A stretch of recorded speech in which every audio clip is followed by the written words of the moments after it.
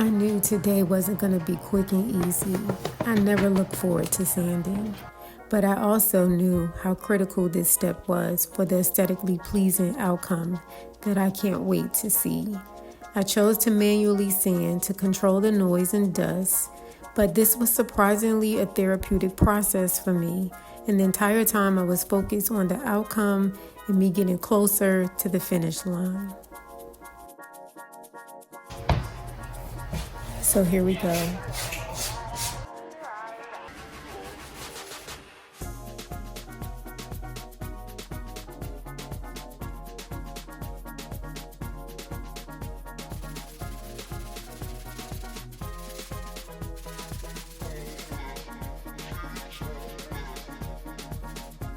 I also wanted to make sure that I squared off each corner and tried to create as much of a 90-degree angle from top to bottom as I could.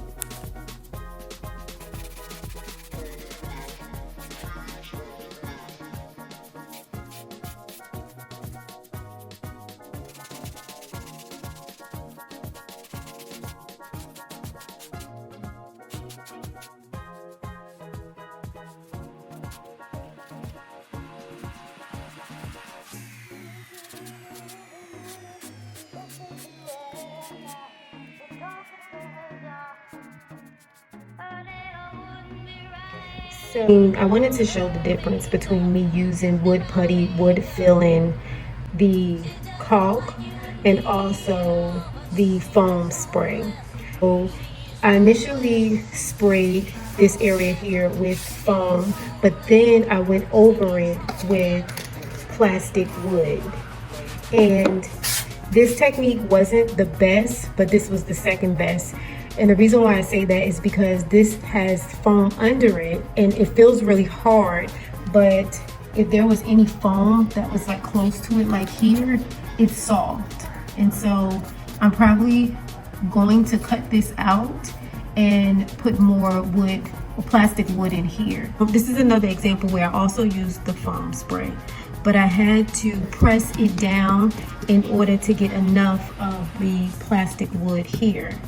But then as I go down, I decided that I didn't like the foam spray at all because it was too porous. And I just felt like it needed to be harder, like a harder surface. And so I tried the plastic wood on this side only, but before I did that, I glued small pieces of wood strips in the large gaps and then filled the plastic wood over it. So to me, this was the best technique, and this is the one that I would recommend to anyone else.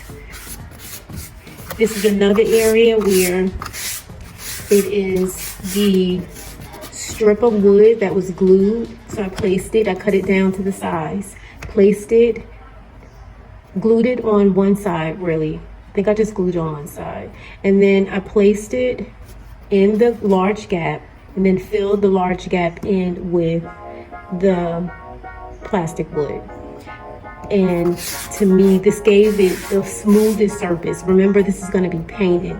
My initial design was to leave this wood, the natural wood color, and have the treads the gray color.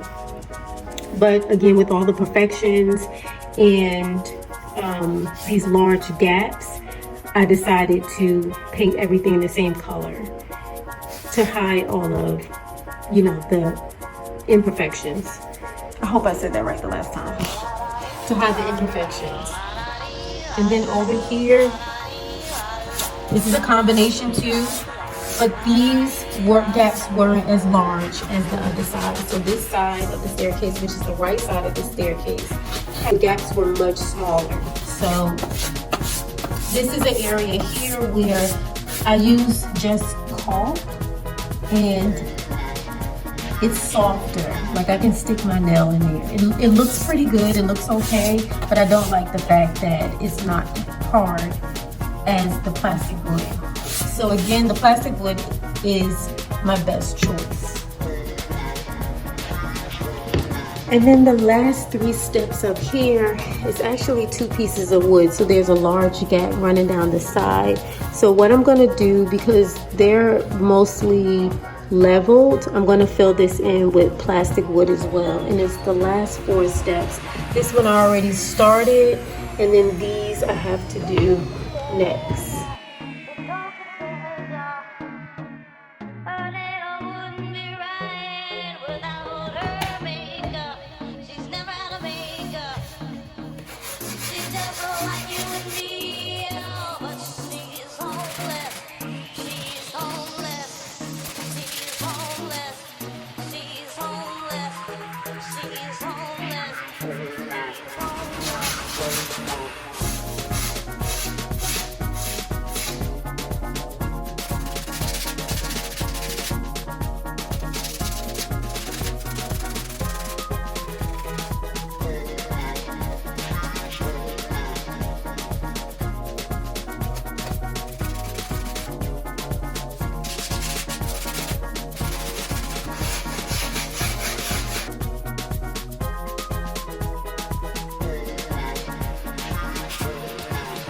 So if you've never sanded before, the key is to always sand in the direction of the grain. You never want to go against the grain. You also want to keep the pressure even to avoid any dips in the surface. And lastly, I would say to really take your time with this process. It's the process that is the most tedious, but really has a big impact on your final project or vision. And that's all for today. Down with day 2, and tomorrow you will be able to see what it looks like with the first few coats of paint. I'll see you tomorrow.